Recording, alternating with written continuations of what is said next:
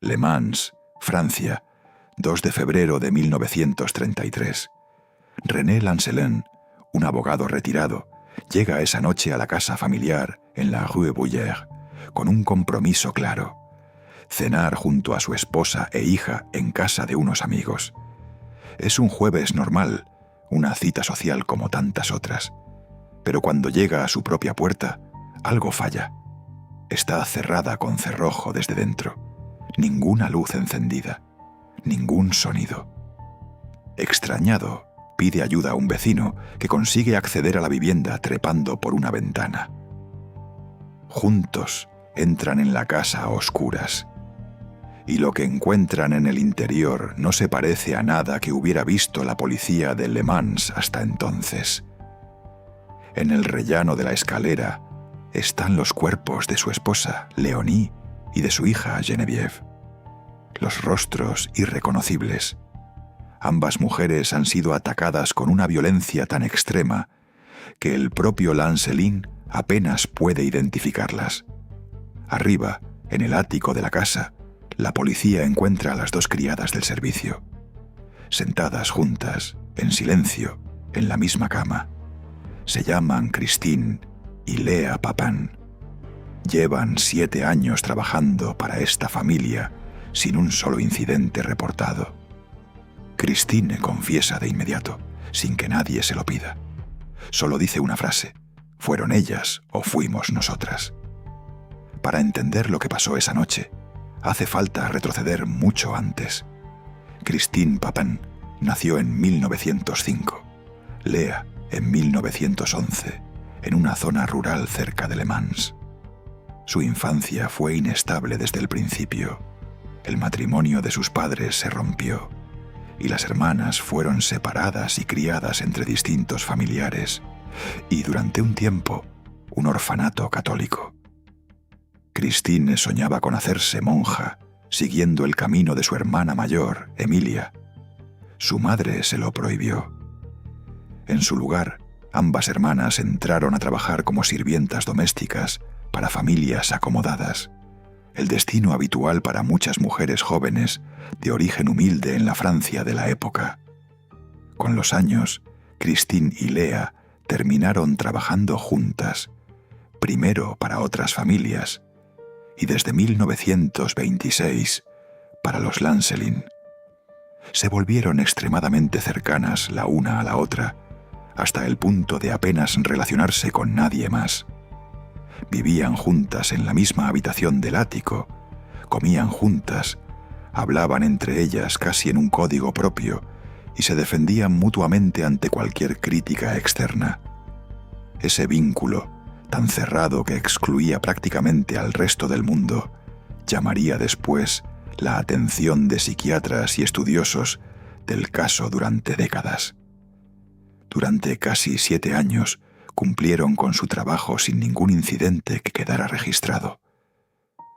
Por fuera, la relación entre los Lancelin y sus sirvientas parecía correcta. Comían la misma comida que la familia, dormían en una habitación con calefacción y recibían el salario habitual de la época. Pero la vida diaria bajo el mando de Léonie Lancelin era exigente hasta el extremo. Las hermanas trabajaban jornadas de 14 horas, con apenas medio día libre a la semana. Léonie era conocida por sus inspecciones minuciosas de la limpieza. Pasaba literalmente un guante blanco por los muebles buscando polvo y reprendía con dureza cualquier fallo, por pequeño que fuera. La tarde del 2 de febrero de 1933, Léonie y Geneviève salieron de compras. Antes de irse, Christine había enchufado una plancha defectuosa que provocó un corte de electricidad en toda la casa. Las hermanas decidieron esperar hasta la mañana siguiente para llamar a un electricista, ya que no se esperaba que la familia regresara hasta tarde, después de la cena. El plan cambió. Léonie y Geneviève volvieron antes de lo previsto y encontraron la casa completamente a oscuras. Según el testimonio posterior de las propias hermanas, Cuando le explicaron a Leonie lo ocurrido con la plancha y el corte de luz, ésta reaccionó con una furia desproporcionada y las atacó físicamente en el rellano de la escalera. Lo que ocurrió después es, hasta hoy, uno de los estallidos de violencia más estudiados de la criminología del siglo XX. Christine tomó una jarra de peltre y golpeó a Leonie. A partir de ahí, ambas hermanas se lanzaron contra las dos mujeres en un ataque conjunto que se prolongó más de media hora. Golpes, un cuchillo de cocina y una violencia dirigida específicamente contra los rostros de las víctimas hasta dejarlos irreconocibles. No hubo intento de huida, no hubo intento de ocultar lo sucedido. Cuando terminaron, las hermanas se lavaron, subieron juntas al ático, se acostaron en la misma cama y esperaron. El caso se convirtió de inmediato en un fenómeno mediático nacional. La prensa francesa, ya fascinada por las historias de servidumbre y clase social, se volcó por completo en el proceso. Se le llegó a llamar el juicio del siglo. En el tribunal, Christine aparecía serena, casi ausente. Lea, visiblemente asustada, se mantenía siempre cerca de su hermana. En un momento del proceso, cuando intentaron separarlas físicamente, Christine sufrió una crisis violenta e intentó arrancarse los propios ojos. Los psiquiatras que la examinaron detectaron síntomas de paranoia, alucinaciones e inestabilidad emocional severa y le diagnosticaron un cuadro de psicosis. Pero el tribunal decidió que ambas hermanas eran mentalmente responsables de sus actos. Christine Papin fue condenada a morir en la guillotina.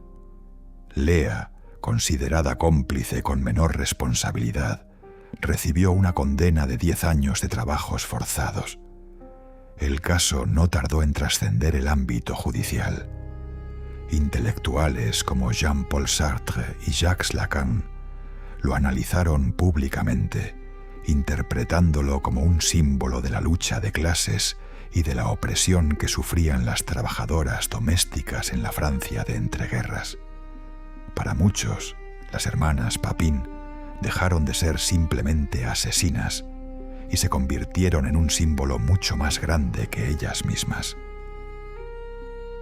La condena a muerte de Christine fue finalmente conmutada por cadena perpetua, pero encerrada y separada de la única persona con la que había compartido toda su vida, Christine dejó de comer.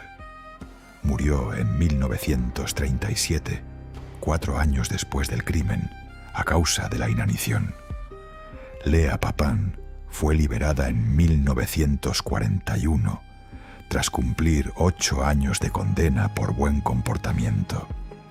A partir de ahí, desapareció deliberadamente de la vida pública, cambió de identidad y se instaló junto a su madre bajo un nombre distinto, evitando cualquier contacto con periodistas o investigadores durante el resto de su vida. El caso de las hermanas Papin nunca dejó de fascinar a historiadores, psiquiatras y artistas.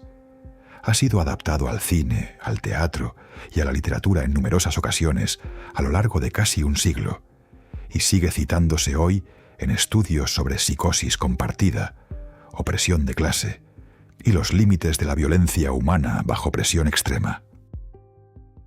A diferencia de otros casos, aquí no hay un asesino sin identificar, ni un misterio judicial sin resolver. Sabemos exactamente quién lo hizo, cómo y durante cuánto tiempo. Lo que nunca se resolvió del todo es el porqué. Fue la explosión repentina de años de maltrato acumulado en silencio. Fue un episodio de psicosis compartida entre dos hermanas que habían construido un mundo cerrado solo para ellas dos.